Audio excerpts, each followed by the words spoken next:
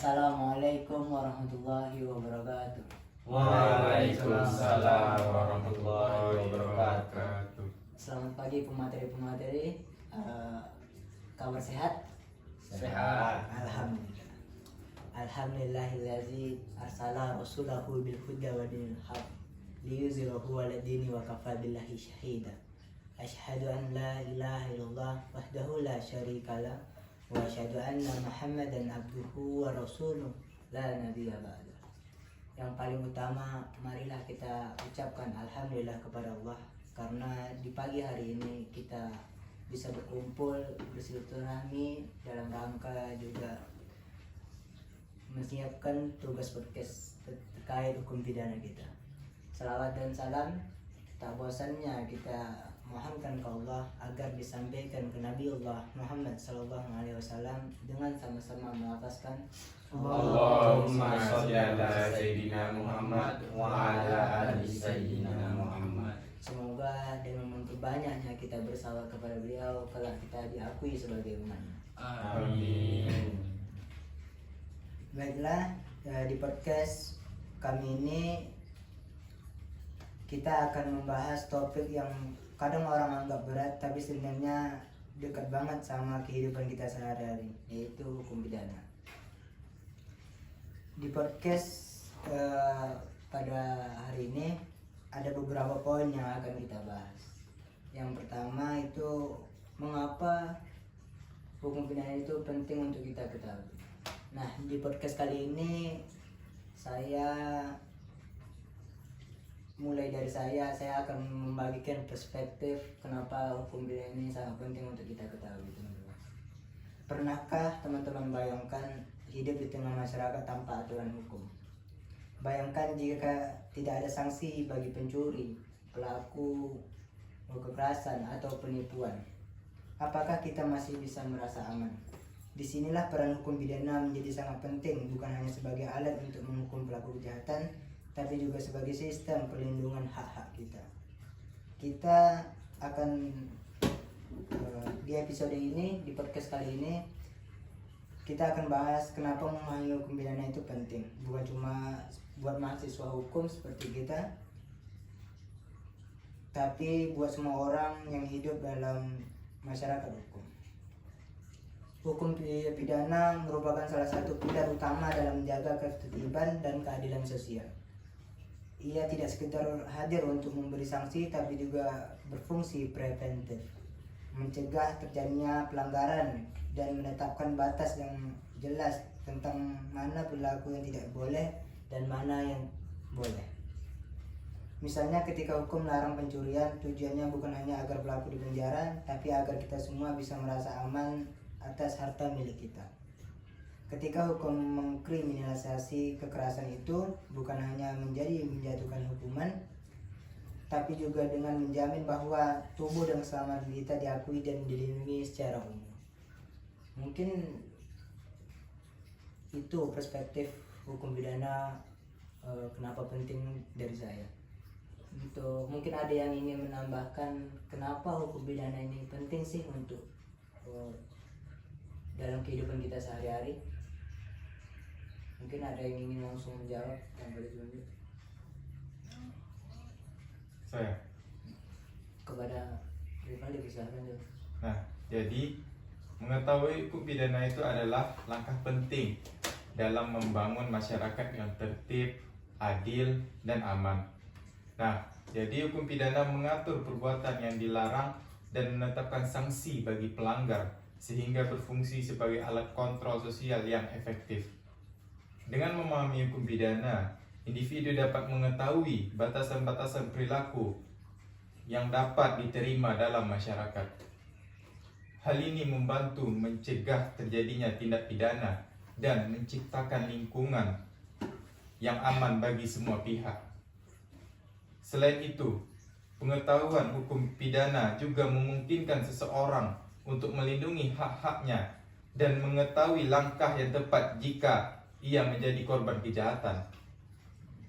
Lebih jauh lagi, pemahaman tentang hukum pidana memberikan kesadaran akan pentingnya keadilan dan kesetaraan di hadapan hukum.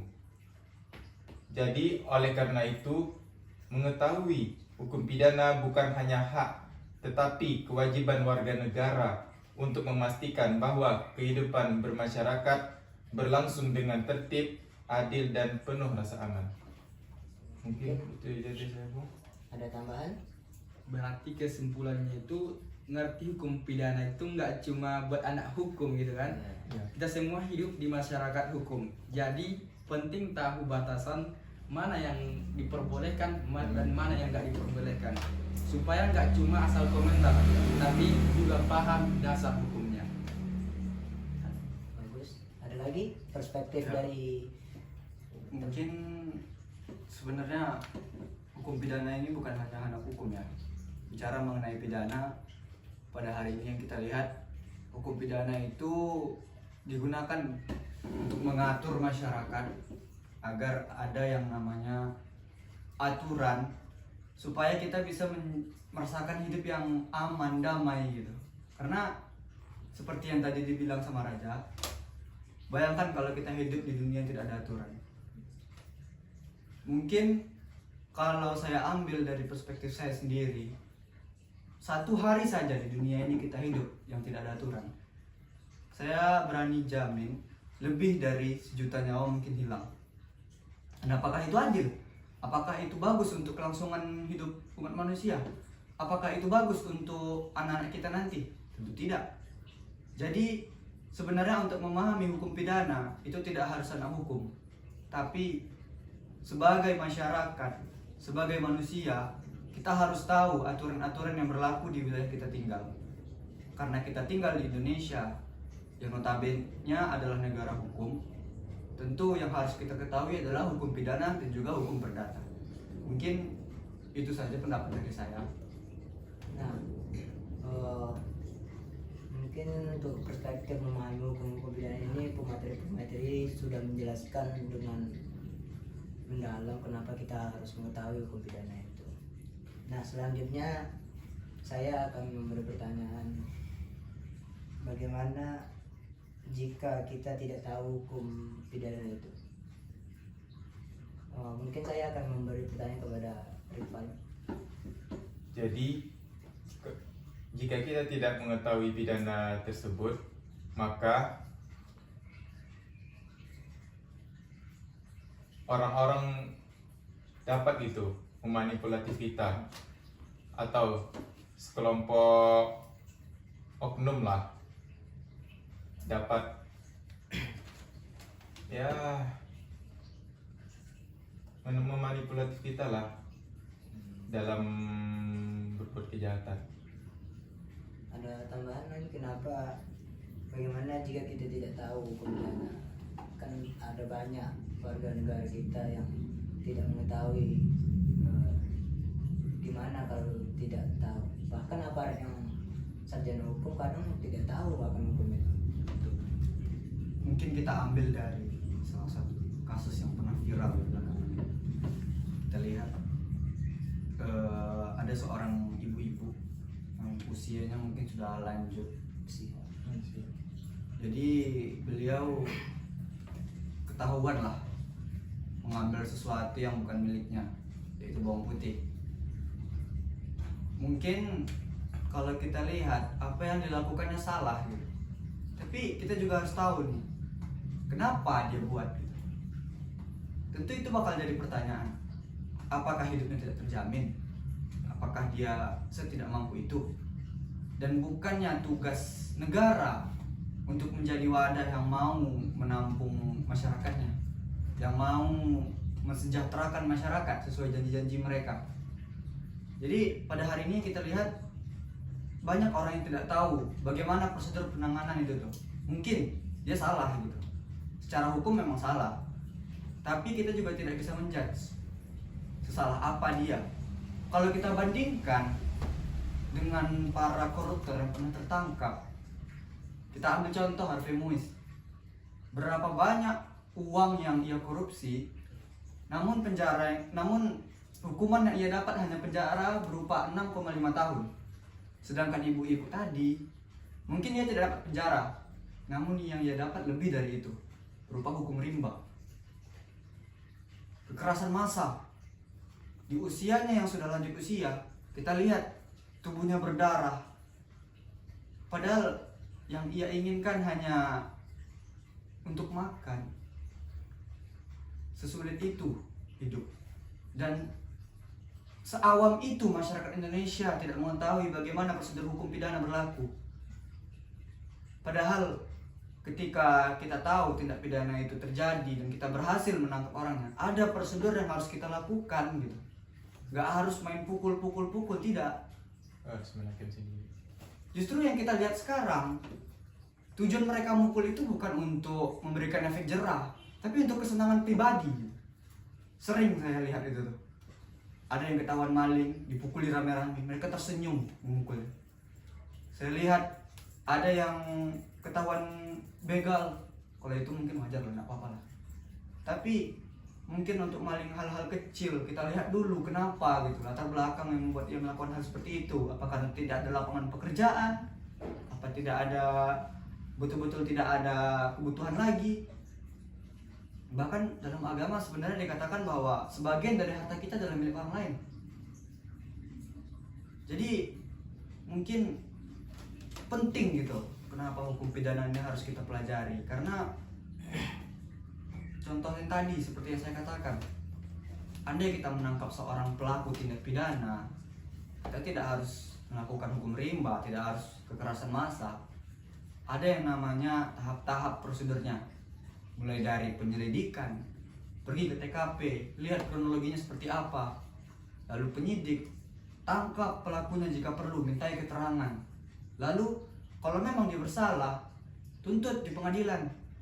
Setelah penuntutan, baru kita lakukan pengadilan, kita lihat apakah ia benar-benar bersalah dan apa hukuman yang dijatuhkan kepadanya. Bukan langsung main pukul gitu. Jadi miris ketika saya melihat bahwa masyarakat Indonesia saat ini sangat tidak mengerti bagaimana hukum itu berjalan. Tapi mereka berkuar-kuar seolah-olah pejabat salah. Tapi mereka sendiri juga tidak tahu apa yang mereka lakukan. Mereka tidak tahu apa itu hukum. Mungkin itu sedikit unek-unek yang saya keluarkan ya. Juga pendapat saya mengenai mengapa kita perlu tahu hukum pidana. Mungkin teman-teman dari banding studi tadi itu jelas pernyataan jika kita tidak mengetahui hukum itu kan ada banyak kecurangan terjadi, bahkan ketidakadilan tersebut. Nah, kita sebagai warga sipil sangat perlu tahu hukum pidana itu. Seringkali kita berpikir hukum pidana urusannya aparat, pengacara atau sebagainya, atau jaksa. Padahal justru kita sebagai warga sipil yang paling rentan menjadi korban pelanggaran tersebut. Dengan memahami hukum pidana, kita tahu bahwa kekerasan dalam pacaran, penipuan online, hingga pelecehan verbal sekalipun punya konsekuensi hukum. Kita juga jadi tahu apa yang boleh dan apa yang tidak boleh dilakukan. Nah, selanjutnya saya akan memberi pertanyaan dan kita akan membahas sama-sama apa sanksi pidana masih relevan sebagai alat untuk menimbulkan efek jerah. Itu mungkin saya akan minta kepada pemateri Bung Rizky, kepada beliau dipersilakan. Terima kasih kepada Raja. Jadi tadi apakah sanksi pidana masih relevan sebagai alat untuk menuntaskan atau menimbulkan efek jerah itu kan? Ya. Kalau bicara soal sanksi pidana, biasanya yang langsung terbayangkan itu adalah hukuman penjara. Tujuannya selain sebagai bentuk balasan atau atas perbuatan jahat, juga supaya pelaku enggak ngulangi lagi, baik dia sendiri, baik dia. Bentar. Kan dulu cok. Salah cok. Lanjut. Tujuannya selain sebagai bentuk balasan atas perbuatan jahat, juga supaya pelaku jerah dan enggak ngulangin lagi. Baik efek jerah khusus maupun orang lain yang takut ngelakuin hal serupa.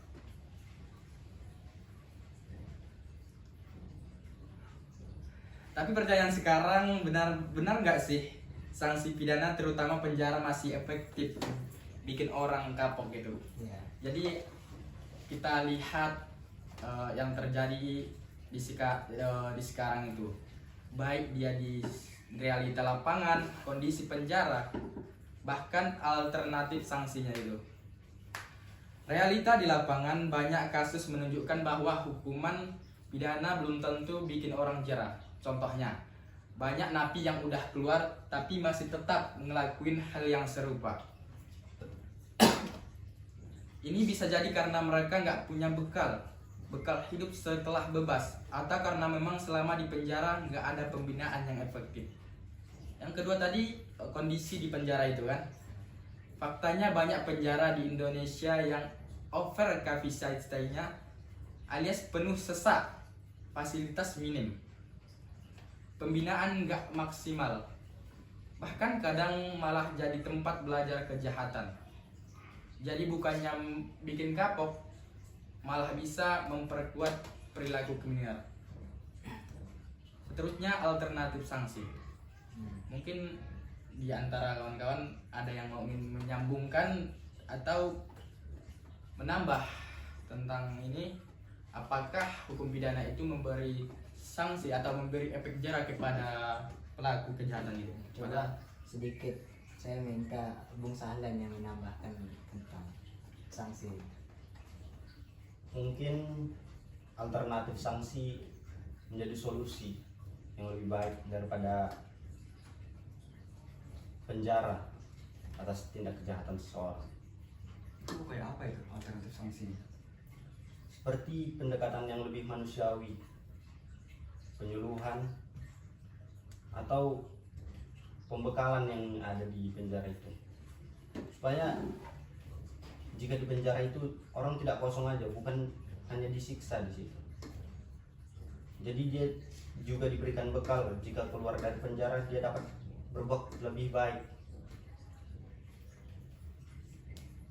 Artinya seperti rehabilitasi. Ya, seperti itu. Sebenarnya kalau saya boleh berpendapat, Itu enggak bikin jerah, Mas. mengenai hukum pidana itu sebenarnya sanksinya itu kalau tidak denda ya penjara. Karena sampai saat ini belum ada itu hukuman yang gantung, hukum mati gantung, hukum tembak gitu, jarang sekali kita lihat karena alasan HAM. Iya.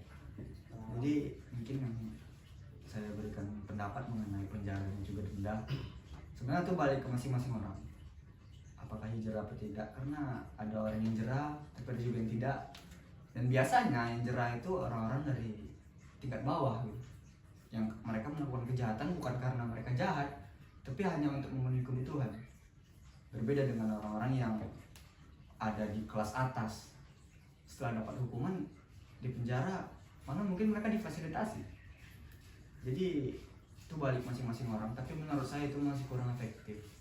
Mungkin saya juga setuju tuh seperti yang dibilang Bung Sahlan ya, rehabilitasi itu perlu. Mungkin pengawasan ketat juga perlu itu. Setelah itu mungkin mengenai denda, yang saya lihat denda ini bukan suatu hal yang ditakuti. Kenapa saya bilang seperti itu? Karena sejauh ini yang saya lihat, setelah penjara ya sudah gitu. Denda itu menjadi opsi kedua atau tibanya denda atau penjara. Mungkin menurut saya lebih bagus ketika hukuman itu berupa denda dan penjara. Nah, Jadi double lah ya. jadi mungkin akan ada efek jerah yang lebih gitu. Soalnya kalau kita lihat di Indonesia nih, lebih takut efek akan denda daripada contohnya tuh kalau merokok membunuhmu gitu kan. Indonesia, masyarakat Indonesia ini nggak bakalan takut gitu. Tapi kalau kita bilang merokok, kalau engkau terkena penyakit rokok itu, maka bayarannya di rumah sakit sekian-sekian. Nah, otomatis dia bakalan sadar gitu Ya, dengan karena, keuangan dia gitu. karena masyarakat Indonesia ini lebih takut uang hilang daripada Tuhan. Itu. Itu fakta yang nggak bisa kita pungkiri ya. Berarti untuk terkait hukum pidana ini masih banyak tantangan-tantangan yang harus dihadapi untuk hukum. Itu akan menjadi PR. Mungkin kita besok yang insya Allah akan menjadi penegak hukum yang baik. Amin. Amin. Untuk tantangannya, sayangnya masih banyak orang yang menganggap hukum adalah alat kekuasaan yang rumit dan jauh dari kehidupan mereka. Padahal justru ketidaktahuan hukum membuat banyak orang tidak mendapatkan keadilan yang seharusnya mereka terima. Kurangnya edukasi hukum di sekolah, minimnya akses informasi, dan budaya diam dalam masyarakat membuat hukum pidana seringkali baru dicari ketika masalah itu telah terjadi. Ini adalah tantangan besar, tapi bisa diatasi kalau kita mulai peduli untuk memahami hukum sebagai bagian dari literasi kehidupan kita sehari-hari. Kesimpulannya, jadi mari kita memahami hukum pidana, apalagi kita mungkin sebagai anak hukum. Mari kita lebih gali semua tentang hukum. Hukum pidana bukanlah sesuatu yang berat, tapi justru mendasar. Ia bukan milik aparat atau pengacara saja, melainkan hak dan kebutuhan kita sebagai warga negara. Dengan tahu hukum, kita bukan hanya bisa menjaga diri, tapi juga menjadi bagian dari masyarakat itu.